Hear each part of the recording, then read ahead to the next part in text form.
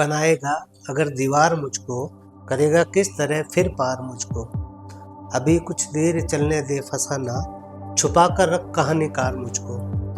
इतिहास के पन्नों पर अक्सर उनके नाम लिखे जाते हैं जो रणभूमि में तलवारें बांधते हैं, लेकिन कुछ लोग ऐसे होते हैं जो कोहरे की तरह होते हैं, अदृश्य, खामोश, मगर हर जगह मौजूद। 1971 की उस धुंधली सुबह जब दक्षिण एशिया का भूगोल बदल रहा था, एक शख्स दिल्ली के अंधेरे कमरे में बैठकर दुनिया के शतरंज की बिसात बिछा रहा था। नाम उसका रामेश्वर नाथ काऊ। आज की दास्तां उस जासूस की है जिसे द जेंटलमैन स्पाई कहा गया, एक ऐसा शिल्पी जिसने शब्द नहीं बल्कि प्रतिमान रचे थे। 10 मई 1918 वाराणसी की गलियों में एक बालक का जन्म हुआ, लेकिन नियति को कुछ और ही मंजूर था। महज 5 बरस की उम्र में पिता का साया सर से उठ गया। साहित्यकार कहते हैं कि दुख इंसान को या तो बिखेर देता है या फिर निखार देता है। काऊ के साथ एक अजीब वाक्य हो। भारी शरीर के कारण स्कूल में उन्हें चिढ़ाया जाता था, बुली किया जाता था।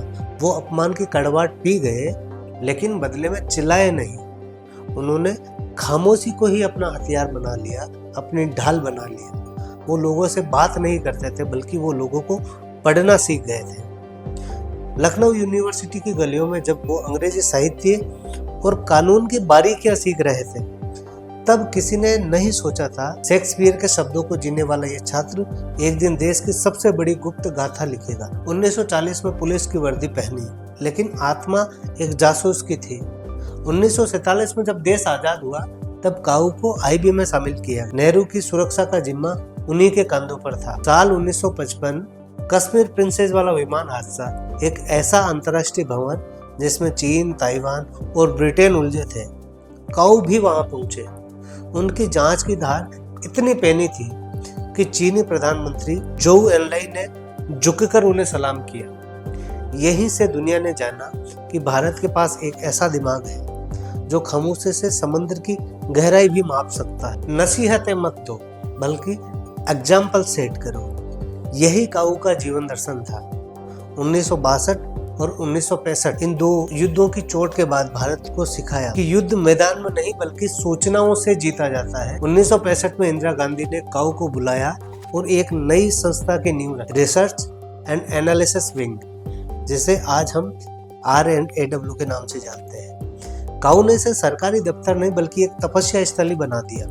उन्होंने काऊ बॉयज की एक ऐसी जमात तैयार की जिसमें सिफारिश नहीं बल्कि योग्यता का सिक्का चलता था। तो अदम गोंडवी का ये शेर इन पर सटीक बैठता है कि जो उलझ कर रह गई फाइलों के जाल में, वो हकीकत कुछ अलग है वक्त के इस हाल में। लेकिन काऊ की फाइलें कभी उलझती नहीं थी, वो दुश्मन को सुलझा देती। 1971 का युद्ध महज सेनाओं की जीत नहीं थी, वो काऊ के ऑपरेशन डेथ बॉयज 1000 कट्स की फतेह थी। महीनों पहले उन्होंने पूर्वी पाकिस्तान के जंगलों में मुक्ति वाहिनी के बीच बो दिए थे। उन्होंने मनोवैज्ञानिक युद्ध की ऐसी दीवार खड़ी की कि दुश्मन को पता ही नहीं चला कि कब उसकी जमीन खिसक गई। और फिर 1975 का सिक्किम बिना एक भी गोली चलाए एक पूरे राज्य का भारत में विलय। ये तलवार का नहीं, तर्क और तंत्र का कमाल था। काऊ ने साबित किया कि सियासत की अपनी एक जुबान होती है जो नजर नहीं आती, लेकिन वो हकीकत की दास्तां होती है। 1977 में सत्ता बदली तो इस अदृश्य रक्षक ने खामोशी से इस्तीफा दे। न कोई गिला, न कोई शिकवा। वो ताउम्र अंधेरे में रहे ताकि देश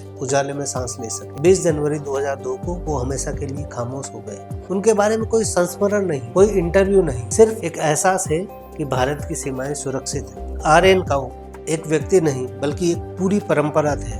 उन्होंने सिखाया कि सच्ची सेवा वो है जो अपना नाम तक मिटा दे। उन्होंने ताउम्र अंधेरे में रहना चुना ताकि भारत की सुबह जो है वो उजली रहे।